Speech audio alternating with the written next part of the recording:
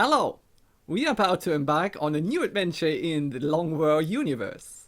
We are playing the Long War version Beta 15E on normal difficulty, with the second wave options chosen: Hidden Potential, Save Scum, Commander's Choice and the Friendly Skies. The specialty of this playthrough shall be building us an Alloy SHIV army, and documentation of this playthrough starts with the event of our first 4 Alloy SHIVs being built. What happens before that and bring you up to speed, what happened before that, shall be the goal of this video. So, without further ado, let us jump into the research department and see what's going on there. We have, on the fields of weapons, we have already researched weapon fragments, beam weapons, and advanced beam weapons. We have an assortment of laser rifles, shadow rays, auto lasers, laser sniper rifles, laser strike rifles, and the scatter guns. I forgot what the real name of them were. You know, the laser shotties. You know. Yeah. On to the armor field. Here we have alien materials and improved body armor already researched, and we are currently researching advanced body armor. This will of course give us new armor, but also access to a better foundry research that improves our SHIVs significantly. So, 2 flies with 1 stone. Stop moving around. Okay, onto the Xeno field of research. We have xenobiology, xenoneurology, xenogenetics, and alien biocybernetics researched. I put alien biocybernetics in there because it is kind of a miscellaneous research, but it requires genogenetics, you know, before it can be researched. And also it is a requirement of a of the cyberdisk autopsy, which will come up after this one here. So we have this already mentioned, and the cyberdisk autopsy is required for other improvements for our SHIVs. So there you go, that's why we have this already. On to the autopsy that we already mentioned. We have the Thin Man autopsies, Seeker autopsies, Drone autopsies, and cyberdisk autopsies. Save for the Thin Man autopsy, all autopsy here mentioned here are good for our SHIV army. Yeah, so we are good on that. Onto the UFO research. We researched the scouts, the fighters, and the raiders. That means we have an easier time fighting these types of UFOs. And last but not least, in the research department, we also have alien computers. This is a very central and integral research in the early phase of the game. If you can research that early on, you are on a good track. This concludes the summary of the research department. Moving on to engineering. First, let's handle the base layout. We have 3 workshops and a total of 5 adjacency bonuses. Also, we have 3 laboratories built, 2 adjacency bonuses for this. We have 2 satellite uplinks with 1 adjacency bonus. We have 2 fission generators and 1 thermal generators for power. That gives us 2 adjacency bonuses. And we have built an officer training school. On to the foundry researches that we have done so far.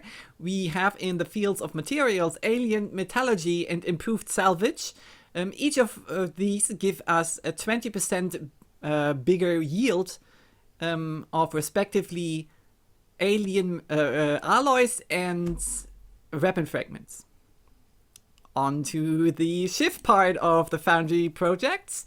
We have so far SHIV suppression, field repair. I think that is easy to see how SHIVs profit from field repair. And we are currently researching in the foundry Sentinel drone, which is the foundry project for the SHIVs, and the enhanced lasers. This is kinda SHIV-ish because you can also improve SHIVs with the small item you get out of this. Onto the air part, or the airfield of the foundry projects. There we have researched so far UFO countermeasures, which is pretty good because it gives us a 50% outright better dodge chance versus UFOs. And last but not least, we have a little bit of security training done so far in the foundry, which gives our generic personnel that helps us out if our base is being attacked.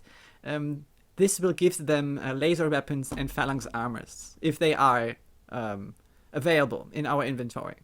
Onto the hangar, we have 6 interceptors at the ready. 5 of them are equipped with laser cannons and 1 with a Stingray missile.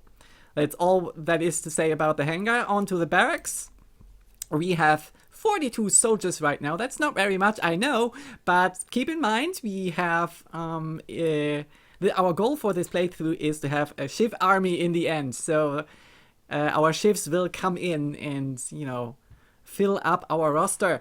So at the moment, 42 humans, 9 of which are engineers. All of them went the middle route in the skill tree, which is, you know, prioritizing the handling of smoke grenades and also have the repairability. Then next up we have 6 snipers and scouts each, because I like that team. Then we have 5 gunners and infantry. They are awesome. Then we have 4 medics and assaults. I wish I had more assaults on my roster. Assaults are also awesome. And last but definitely not least, 3 rocketeers. On to the officer training school real quick. There we have bought us the squad size 1, which gives us 7 slots in total on each mission, save for exalt missions. Some exalt missions. And we have bought the tactical officers upgrade, which allows us to have 3 officers. On to the situation room, the last department here. There we have our satellites at the ready, and I want to tell you where they are. They are all 3 are situated over North America. That gives us the air superiority bonus. And what else happens panic-wise? Argentina left us in the first month. That is scripted. Not that it is always Argentina, but one country is leaving the console in the first month. That was Argentina here, and we started our playthrough in Canada. And this, I will want to give a recommendation out here. If you are streaming or recording your playthrough of XCOM The Long War, start in Canada. That gives you 4 corporals right from the start and makes the early phase not that dull, because you have peoples with abilities on your missions. On to the situation with Exalt. We have currently 3 countries crossed out so far, and we need, well, there are 16, so we only need 12 more. 12 more. Well, that's that. And last but definitely not least, the priority, most importantly, of this playthrough shall be that we have an alloy army in the end, that we can always, you know, fall back to our alloys when the humans disappoint. And all that you need to know is the videos that you can see on YouTube here start at the event of our first Alloy SHIVs being built, and that will happen in 1 hour. And with that, thank you for watching this previously, and yeah, that was Jordy for you, and I hope you enjoyed that playthrough.